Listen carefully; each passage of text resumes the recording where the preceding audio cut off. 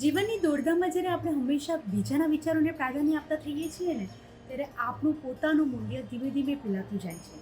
પણ શું તમે જાણો છો કે તમારું મૂલ્ય, સ્વમૂલ્ય તમારી અંદર જ છે અને તેને તમારા દ્વારા પુરવાર કરવાની કોઈ જરૂર નથી. તમારું સાચું સ્વમૂલ્ય સ્વીકારવા માટેના સરળ પગલાં લઈને આવી છું.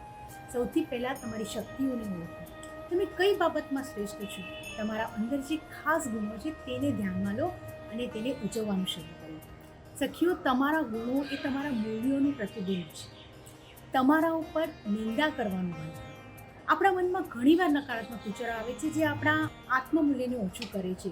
તો આજથી જ આ વિચારોને છોડી નાખો અને સકારાત્મક મંત્રો સાથે તેને બદલવાનું શરૂ કરો. અને તમે જે છો તે માટે તમારી જાતને પ્રેમ આપો. ત્રીજું, તમારી જાતને ઉજવો.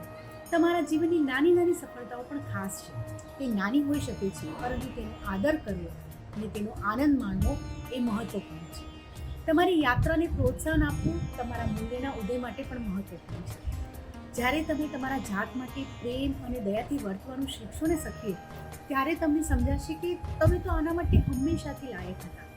તમારી અંદરની શક્તિ અને સ્વમૂલ્યને પાછું લાવવા માટે આજથી જ શરૂઆત કરો. તમારા જીવનમાં તમારું સ્થાન ફરીથી મળો.